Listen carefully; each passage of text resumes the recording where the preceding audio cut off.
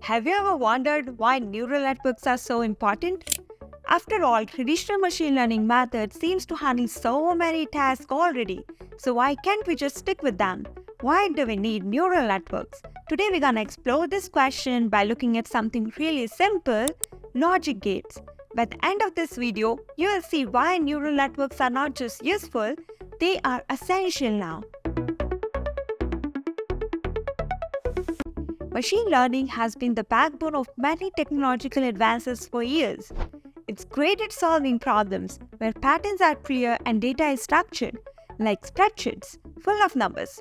But what happens when the data isn't so clear? What if the patterns are hidden deep within layers of complex data, like images, speech, or even text? This is where deep learning comes in. It can uncover those hidden patterns and make sense of the complexity. Now let's get a bit technical but in a fun way. You must have heard about logic gates before.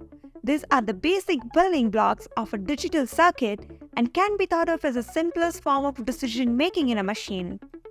Logic gates typically have one or more binary inputs and a single binary output.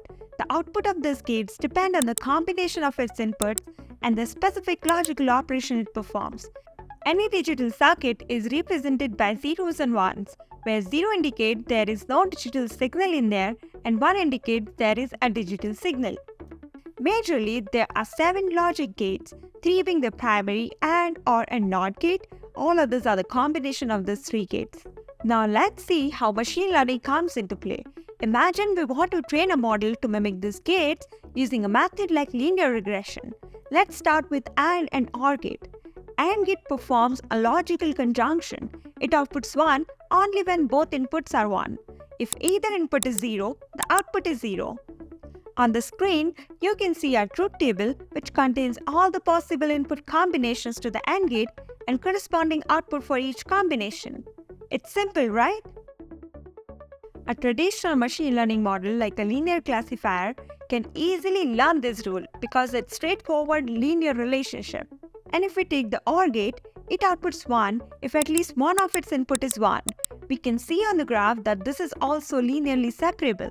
It means this too is something that a traditional machine learning can handle with ease.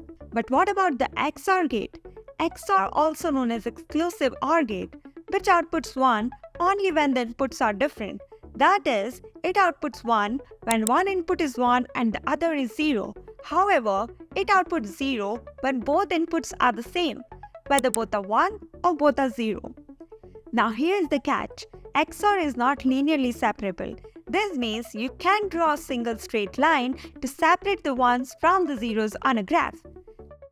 Traditional machine learning models, which rely on linear separability, struggles with XOR because it requires a more complex decision boundary, something that this model just can't learn on their own. This is where neural networks come in. At the heart of neural networks, you will find something called neurons, and the multiple layers of interconnected neurons can model complex, non-linear relationships like XOR. They can create decision boundaries that are curved, multidimensional, or even discontinuous, whatever is needed to solve the problem. Let's see how a neural network tackles the XOR problem. In neural network, inputs are processed through the hidden layer where each neuron applies a weighted sum of inputs and passes the result through a nonlinear function. This nonlinear function is also known as activation function. Each neuron in the hidden layer essentially transforms the data, creating new features that represent more complex patterns in the input. These new features are then passed to the output layer, which makes the final decision whether the output should be 1 or 0. Take the XOR gate and start by feeding the values in input layer. Let's say 0 and 1. Now we have to design a network which can perform the same operation as exclusive OR gate. Assume we have a trained network with one hidden layer where weights with input layer is all 1, bias value is 0 and minus 1, weights with output layer is 1 and minus 2, and bias value for output layer is 0. Also, the activation function is rectified linear unit, which basically removes all values less than 0. It means if input to this function is less than 0, it will give 0 as output. And if input to this function is greater or equals to 0, output will be same as input. Now, if you are curious about how we got all these values, then you have to understand the training part of deep learning model. If you are interested, I'll put some resources in the description below. You can check those out. Using all these values and formula, if we calculate the value after hidden layer, it will be 1 and 0, and output will be 1. Similarly, for all other combinations of input, we get output values as you can see on the screen. If you look at the input and final output column, you can see the same logic as XOR gate. Interesting point here is that by adding just one hidden layer and right number of neurons, non-linear decision boundary is now converted into linear. The network learned to combine simple patterns to handle more complex ones. This ability to learn and model complex relationships is what makes neural networks so powerful. If you think beyond logical gates, in the real world problems are much more complex.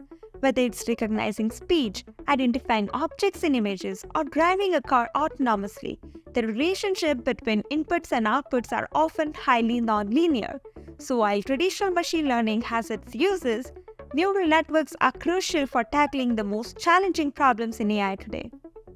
If this topic piqued your interest, there is so much more to explore in the world of deep learning. So stay tuned for future videos where we will dive even deeper. That's all for this video. If you found this video helpful, hit the like button and subscribe for more such videos.